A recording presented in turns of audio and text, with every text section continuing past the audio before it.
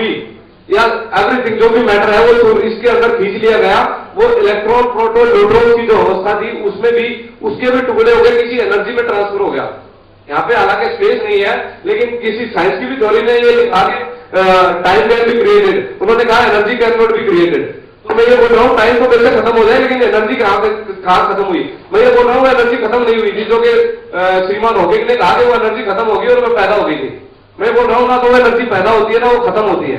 और मैं ये बोल रहा हूँ कि जो सूरज, चांद, सितारे जो इस ब्लैक होल के अंदर गए थे, असल में वो एनर्जी खत्म नहीं हुई थी, वो एनर्जी किसी दूसरी फॉर्म में चेंज हो गई थी, जिसको हम जिस बेस पे हम ये कह रहे हैं कि जो वो एनर्जी थी उसको हम लाइव डेमोस्ट्रेट भी कर सकते हैं। वो हम आपके सामने किसी के सामने पेश तो नहीं कर पाएंगे, हमारे पास वो टेक्नोलॉजी नहीं है, लेकिन हो सकता है शायद विज्ञान के पास वो टेक्नोलॉजी हो, कुछ इंस्ट्रूमेंट्स हो जो उस एनर्जी को ट्रांसफॉर्म, उस एनर्जी को कैच कर पाए।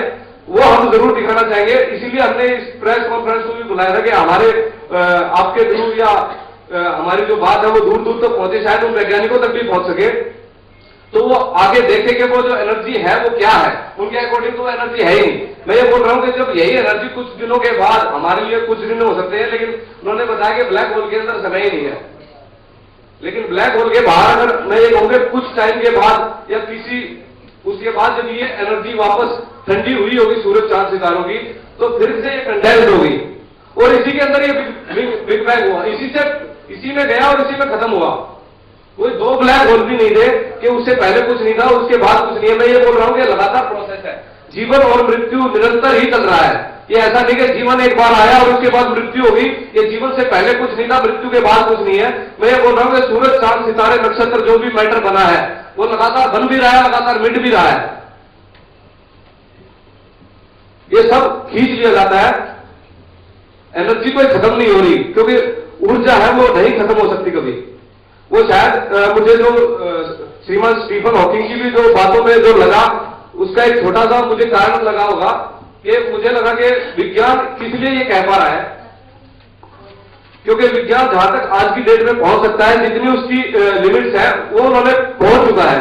जैसे ये वही बात है कि अगर मेडिकल साइंस सभी बीमारियों का भी पता लगा ले, लेकिन मृत्यु के अंदर क्या होता है उसको अनुभव नहीं है, क्योंकि मृत्यु के अंदर कोई भी गया तो आके उसने किसी ने बताया नहीं कि क्या हुआ था।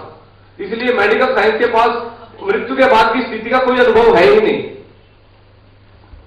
ऐसे ही विज्ञान आज शायद डिमार्केशन तो कर रहा है कि शायद यहाँ पे कुछ ब्लैक होल जैसी कोई चीज है जिसके अंदर कोई भी, अगर हम लाइट भी भेजते हैं, कोई भी सिग्नल भी भेजते हैं तो वो एब्जॉर्ब तो कर लिया जाता है, लाइट भी, कोई भी मैटर तो जाता वापस नहीं आ पा रहा।